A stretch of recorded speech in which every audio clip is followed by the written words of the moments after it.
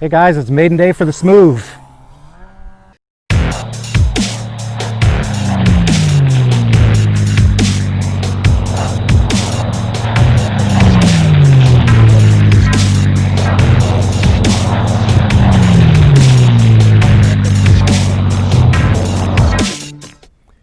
Hey guys, before I get into the Maiden, I just got to give a big shout out to my friends at BitGo Hobby who provided this airplane for review. If you're in the market for any Dynam planes, radio equipment, ESCs, motors, check out BitGo Hobby. They're running a killer sale on this plane right now for 20% off. I can't speak to their stock levels, but I know they're moving some planes. So if you have any interest in this one at all, you better get after it. And if you are interested in buying this plane, I would definitely appreciate it if you use the affiliate link that I've put in the description. That way the channel gets a little kickback and I put all that money right back into the channel for additional reviews. All right, I've already done a build recap of sorts, but I have a couple of other things I want to share with you real quick before I take off. And one of them is that the landing gear, and I saw comments about this on the threads about that landing gear being a little spongy, and I would have to agree with that. So I don't know if you can see it or not, but I ended up, in order to resolve and take that flex out, I just put a little bit of an arc right there on both of the wheel legs, and I left the pants off, the skirts, the landing gear skirts. I just left them off. But by putting a little bit of an arch in there, I got my prop back up where I wanted it, and more importantly, the camber on the wheels is straight up and down. So before I put that little bit of a bend in there, those wheels were cambered in quite a bit. So that's what I did to resolve that. One other thing that I've noticed since putting it together is that, and I've heard this before too, is that counterweight on that rudder is a little bit off. So if I hold that rudder perfectly straight, you can see, I'll put it perfectly straight, I'll just show you. So if I put the rudder perfectly straight in line with the vertical stabilizer, there's where the counterweight sits. So that's off a little bit. What I'll wind up doing is just putting it in the air, trimming it out the way I like it, and living with the counterweight being what it is. So that's that. With that said, let me do a quick control surface check for the 10th time, and we'll get this plane up in the air. So I expect the right aileron to come up. It does. I expect the left to come up, and it does. I expect up elevator. Got it. I expect right rudder, and I got it. And I'm going to bump the throttle. I got it. All right, let's go get this thing in the air. I can't stress enough how big this plane is. Whew, man, it's hot, hot, hot, hot. The only thing I haven't done on this plane is a watt meter check, and the reason for that is because I so far haven't had a second set of hands to help me out. Until I can get a second set of hands, I don't really want to try it by myself because it's a big plane and it makes a lot of power. So for that reason, I'm just going to hold off on the watt meter check. All right, the wind is coming from my left. Let's get the show on the road. I think I need high rates to get the plane swung around. Dave actually mentions that quite a bit on these big pattern planes, that you need high rates on ground handling in order to get it to make the turn. I see what he's saying. Now, however, I will be switching to low rates. All right, here we go. Maiden flight of the Smoove. Wish me luck. I'm nervous. This is a big plane. There's actually a little bit of money in this one, so I'm nervous.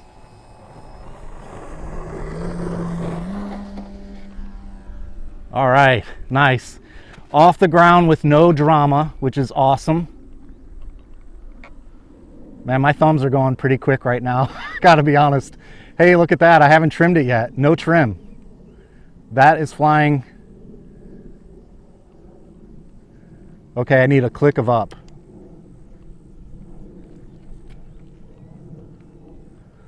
Oh man. I was a little nervous to fly this plane because it's a big, big plane. It's heavy. It's got an expensive motor in it. It's got an expensive ESC in it. It's got the bigger batteries in it. Even the servos weren't cheap. But I got to tell you, man, it is flying beautifully. All I've done is one click of up. That's it. One click. And so far, I'm going to say, yeah, that's flying straight and level. My center of gravity is 200 millimeters. It basically lines up just aft of the wing spar. And I got that advice off of RC Groups. One of the guys did a pretty detailed flight review and build summary. And he landed at 200 millimeters, and I got to admit that that feels pretty good so far. Perfect loop. I mean, that loop was just perfect. All right, let's do the yaw test. I want to see what the deal is with that rudder.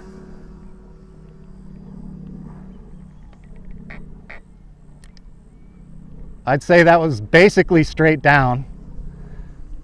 I'm going to do it one more time just to make sure, but that felt pretty straight down to me.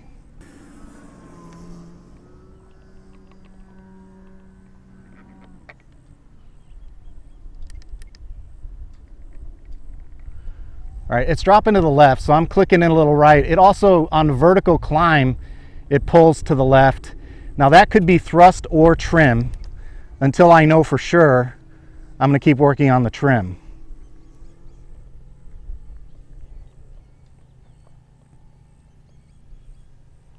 All right, one more time on the yaw test.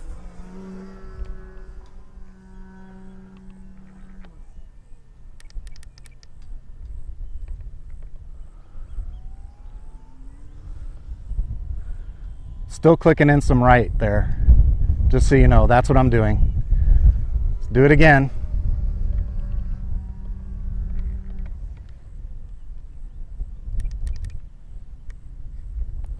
All right, 2 more clicks of right. Now I'm going to try it one more time. I think that'll have it.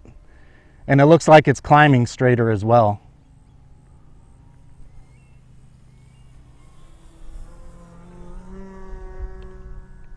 It is definitely climbing straighter. And there we go. Now I'm satisfied that that yaw trim is where it needs to be. I'll be curious to see on the ground what it looks like, but yeah, that feels pretty darn good.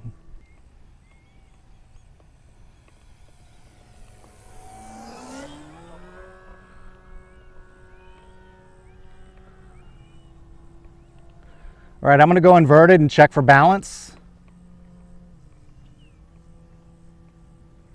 Oh man, really good right there. 200 millimeters, guys, that's the number. I'm content with that for now, I'll put it that way. I am definitely content with that for now. So to the guys on RC groups that nailed down that 200 millimeter and the guys at Grayson Hobby who advised on the 200 millimeter, thank you. You are absolutely correct, and I agree, 200 millimeters is where it needs to be.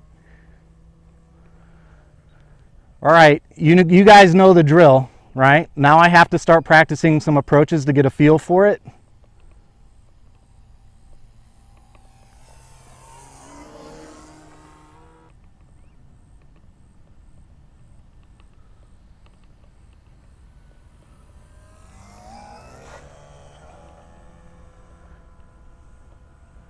All right, I'm going to try coming in from the other direction, not because of wind, but because I've got a better sight line, and I'm moving pretty fast on this approach. So that coming in from the right gives me more final leg to work with and make adjustments. Additionally, if you haven't noticed, our runway has a ramp that goes up when you're landing right to left versus going down if you're landing left to right. So there we go. I get a little bit more of a sight picture on that final. All right, still a little faster than I want to be. I'm going to have to slow it down some more. All right, I'm off throttle as I go into my final leg.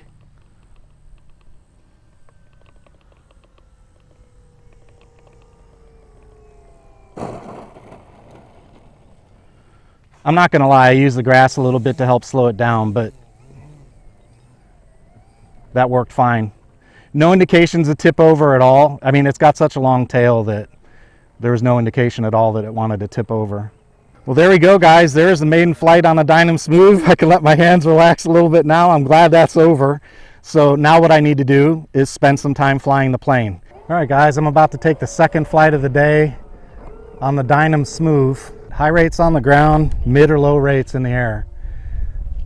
Wind's coming straight down the runway, left to right. So here we go, taking off. Whoa, whoa, whoa, whoa. I think low rates might be better. I had that on mid rates and boy was that froggy. Oof. Yeah, okay, low rates. I'm just kind of cruising around and getting a feel for her.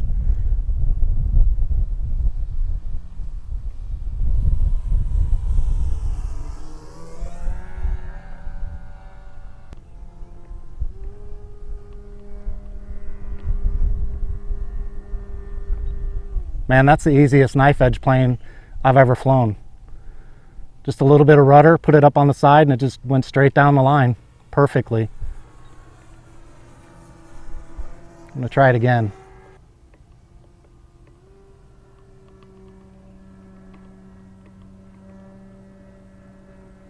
Yep, piece of cake. One thing I didn't do on this plane earlier was a stall test, so let me show you what a stall looks like.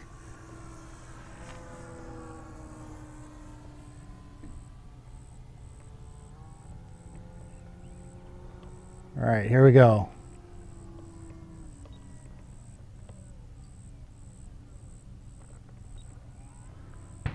Gravy, straight down, no problems. Looked very good to me. You do have to fly rudder with this plane. That obviously, I mean, that tail moment is so long on this plane that you can't get away with just yanking and banking. You have to use your rudder and coordinate your turns.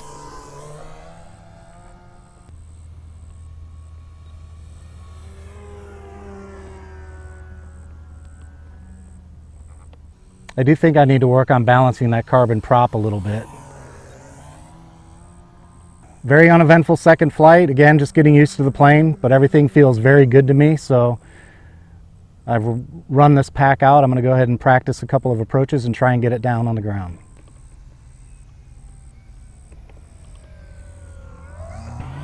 Too fast.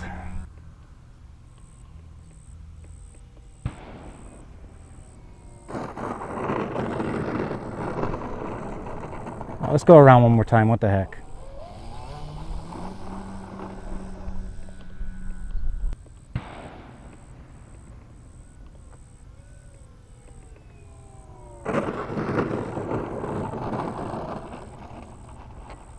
And high rates for ground control. All right, guys, that concludes the maiden flight of the Dynam Smoove.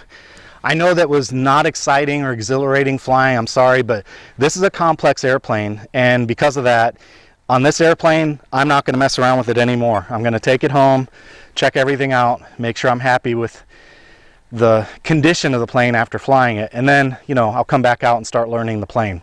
A couple things that I need to point out. The first one is that BitGo is just about out of the kit with the plane and the G601 motor.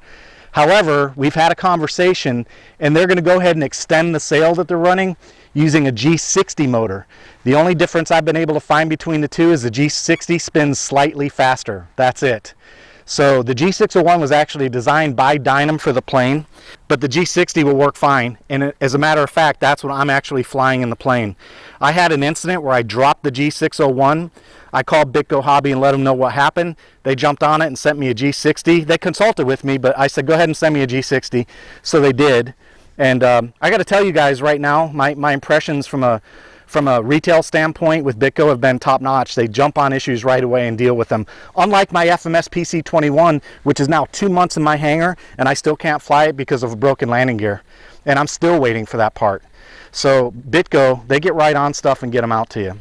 So what I'm going to tell you about the sail is that they have agreed to continue the sail using the Smoove and the G60 instead of the 601. So it's not a big deal. You just saw it fly with the G60 and it did fine. All right, I just wanted to give you a quick look inside to show my balance point for my 5-cell 4000. I put it right here. It's, I guess, I don't know. The best thing I can say is on the battery tray, there are 3 frames, 1, 2, and 3, and I have mine just after that center frame. Actually, it's right in line with the incidence, just about in line with the incidence pins on the wing. So if that helps. I've got my Castle Creations 10 amp BEC right there. And by the way, Dave has a really excellent backup strategy. I'm totally stealing it for this plane. I just have to order some parts. Once I get those parts, I will show you how to do the backup strategy that Dave came up with. It's excellent, and that's exactly what I'm going to use on this plane. I did put an S6R in this plane, not because of stabilization, but because it's just the best receiver out there for the money right now, regardless of whether or not it has stabilization for Tyrannus. And then, as I mentioned, I don't know if you can see in there, I've got my G60. I hope you guys enjoyed the series on the Dynam Smoove. I can tell you after my initial flight, my impressions are favorable because aside from a little rudder adjustment, it was very true in the air. And that 200 millimeter CG is perfect, at least for a starting point. You may choose to tune yours a little differently, but for a starting point, it is excellent. It definitely did very well.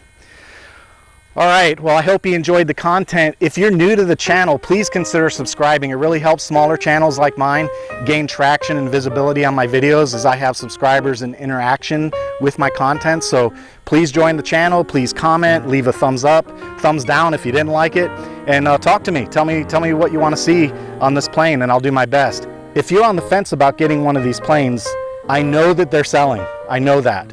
I don't know how much longer he's going to have stock, but if you're interested in one, it's time to get it. I can tell you that. All right, that's all I've got for today. I hope you guys enjoyed the video. Take it easy. I've got my Castle Creations 10 amp BEC.